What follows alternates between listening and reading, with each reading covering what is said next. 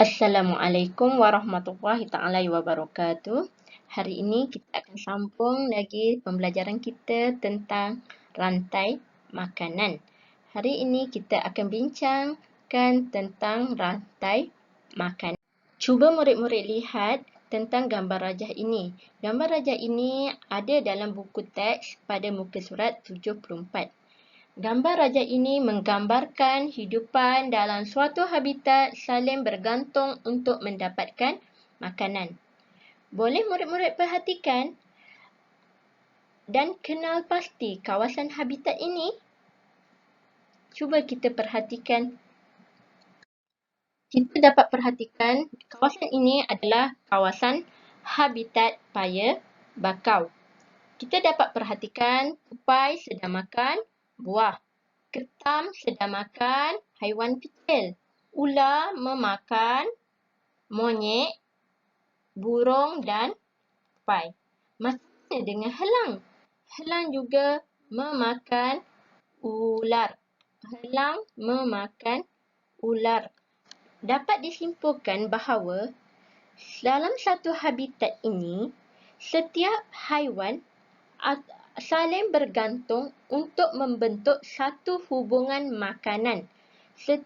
Dalam satu habitat, setiap haiwan ini saling bergantung di antara satu sama lain membentuk satu hubungan makanan. Situasi ini dinamakan rantai makanan. Situasi ini dinamakan rantai makanan. Apakah maksud rantai makanan? Rantai makanan adalah hubungan makanan antara hidupan. Rantai makanan ialah hubungan makanan antara hidupan. Contoh rantai makanan seperti buah-buahan dimakan oleh tupai. Tupai dimakan oleh ular. Ular dimakan oleh helang. Ini adalah satu contoh rantai makanan di kawasan habitat paya bakau. Okey, faham? Ini adalah salah satu contoh rantai makanan di kawasan paya bakau. Okey.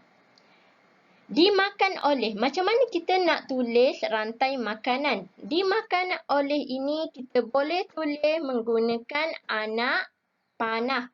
Boleh ditulis menggunakan anak panah.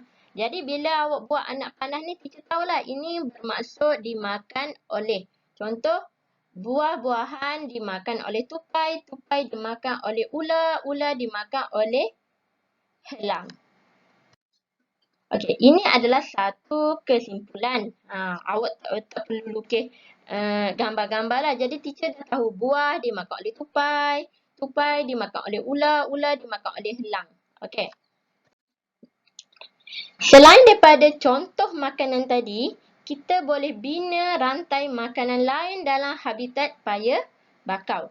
Okey, contoh teacher dah buat rumpai laut dimakan oleh ikan kecil dimakan oleh ikan besar dimakan oleh memerang, memerang dimakan oleh ular, ular dimakan oleh helang. Panjang tu.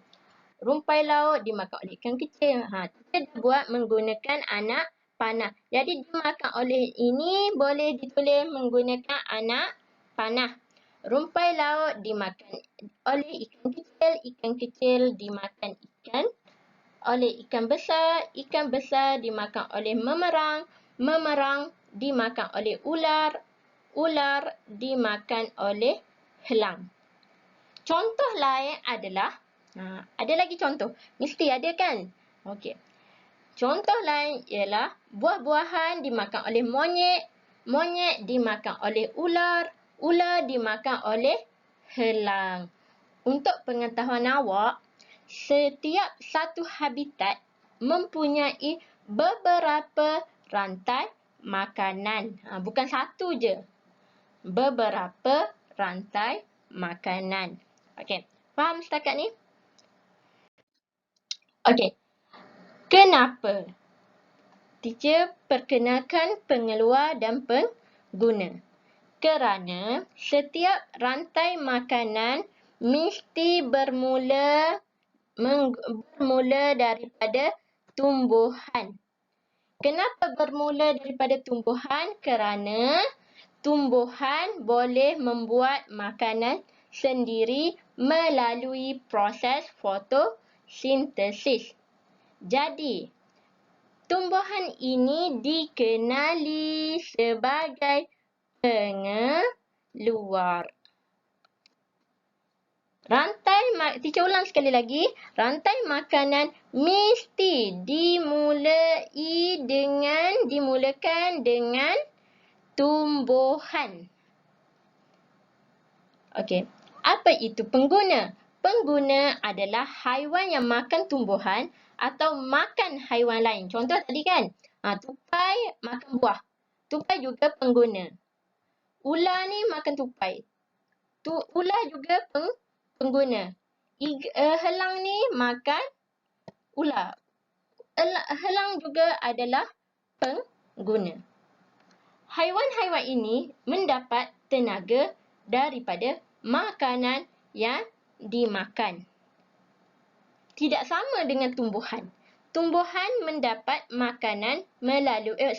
tumbuhan mendapat tenaga melalui cahaya matahari. Teacher ulang sekali lagi. Tumbuhan mendapat tenaga melalui cahaya matahari. Manakala pengguna ataupun haiwan lain mendapat tenaga daripada makanan yang dimakan.